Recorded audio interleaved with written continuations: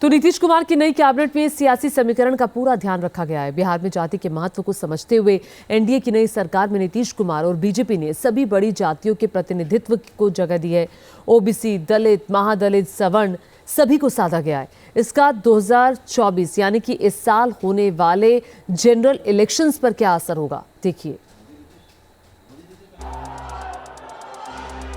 नीतीश कुमार सत्यनिष्ठा से प्रतिज्ञान करता हूं, मैं सम्राट चौधरी ईश्वर की शपथ लेता हूं। मैं विजय कुमार सिन्हा ईश्वर की शपथ लेता हूं।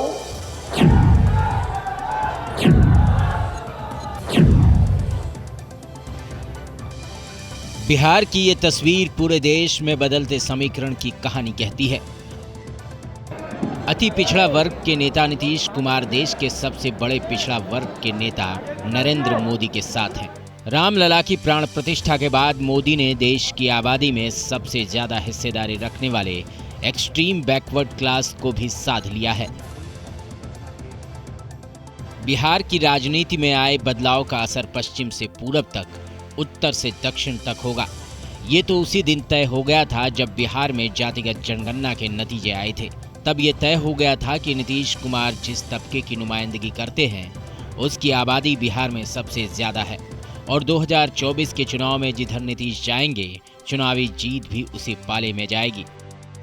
जब जातिगत जनगणना की रिपोर्ट सामने आई तो जातियों का समीकरण कुछ इस तरह से सामने आया। बिहार में अति पिछड़ा वर्ग 36% है, ओबीसी करीब 27%, दलितों की आबादी करीब 20% है, आदिवासी 1.5% से कुछ ज्यादा है और सवर्ण कास्ट की आबादी करीब 15.5% निकली। जातिगत सर्वे की रिपोर्ट सामने आने के बाद से ही विपक्ष पूरे देश में जातिगत जनगणना की मांग शुरू कर दी है। अखिलेश यादव यूपी में तो राहुल गांधी पूरे देश में जातिगत जनगणना की मांग करने लगे। राहुल ने नारा लगा दिया कि जितनी जिसकी आबादी उसकी उतनी हिस्सेदारी। लोकसभा चुनाव से पहले जातिगत जनगणना की मांग ने 1990 की याद ताजा कर दी। लड़ाई मंडल बनाम कमंडल करने की कोशिश हुई। बीजेपी हिंदू राष्ट्रवाद के जरिए जातियों की खाई को पार करना चाहती थी, तो विपक्ष जाति का काट खेलकर चुनावी नैया पार लगाने की जुगत में था। लेकिन बीजेपी के एक दांव ने जातिगत जनगणना के पोस्टर बॉय नीतीश को ही अपने पाले में ले लिया। नीतीश की सरकार में बीजेपी के 2 डिप्टी सीएम हैं, सम्राट चौधरी और विजय सिन्हा। सम्राट चौधरी कोयरी और विजय सिन्हा भूमिहार समाज से आते हैं। ओबीसी वोट बैंक में यादवों के बाद सबसे ज्यादा तादाद कुर्मी कोयरी की ही है। यादवों की आबादी करीब 15% है, कुर्मी कोयरी 7% और भूमिहार 3%। एकदम 40 की 40 जीतेंगे, कंफर्म रहिए। पिछले बार एक छूट गया था, वो भी नहीं छोड़ेंगे। क्या लग रहा है, ये सरकार स्थायी अब रहेगी? साथ रहेंगे नीतीश जी आपके साथ? ये पूरा चलेगा? देखिए, 2020 में हम चुनाव जीत कर आए थे और लालू प्रसाद जी के पूरे परिवार को हरा के आए थे। आगे भी हराएंगे, चिंता मत कीजिए। बीजेपी ने नीतीश का समर्थन ही नहीं किया बल्कि नए मंत्रिमंडल के सहारे 24 के चुनाव का सैंपल भी दिखा दिया। नीतीश कुमार खुद कुर्मी जाति से आते हैं। इसके अलावा सम्राट Chaudhary, Vijendra Yadav, Shravan Kumar OBC, Santosh Kumar Suman SC, Prem Kumar EBC और विजय चौधरी सुमित कुमार सिंह सवर्ण समाज से आते हैं। कहा जा सकता है कि समाज के हर वर्ग को प्रतिनिधित्व दिया गया है। तो अराजकता का वातावरण बन रहा था। सुशासन स्थापित करने के लिए एनडीए सरकार के समय में जो विकास ठहर गई थी, उस विकास को बढ़ाने के लिए जो जंगल राज से गुंडा राज तब्दील कर रहा था, उससे मुक्ति के लिए बिहार की जनता के भावनाओं के अनुकूल निर्णय लिया गया। बीजेपी ने नई सरकार जरूर बना ली, लेकिन अपने पुराने सहयोगियों का पूरा ख्याल रखा। चिराग पासवान दिल्ली से पटना जेपी नड्डा के साथ पहुंचे। माना जा रहा था कि चिराग नाराज हैं, लेकिन उन्हें साथ लाकर एनडीए में एकजुटता का क्लियर मैसेज दे दिया। उपेंद्र कुशवाहा भी मोदी की नीतियों के साथ खड़े नजर आए। देखिए यही स्वाभाविक गठबंधन है, जनता ने इसी को मैंडेट दिया था। नीतीश जी बीच में गलत रास्ते पर चले गए थे, जिसका नुकसान उनको भी हो रहा था, राज्य को भी हो रहा था। नीतीश जी वहां से बाहर आ गए, अब उनका भी भला होगा और राज्य का भी भला होगा। 100% 40 में 40 सीट एनडीए जीतेगा प्रधानमंत्री जी के नेतृत्व में, इसमें कहीं कोई कंफ्यूजन नहीं। बिहार की राजनीति में आरजेडी के पास मुस्लिम और यादव वोटर्स का समर्थन है। मुस्लिम 17.5% और यादव 14.2%। कुल 31.09% वोट आरजेडी के साथ जुड़े हैं। नीतीश के साथ कुर्मी, कुशवाहा, अति पिछड़ा समाज के 17% वोट। अगर बीजेपी के खिलाफ जाते तो पार्टी को लोकसभा चुनाव में काफी नुकसान होता।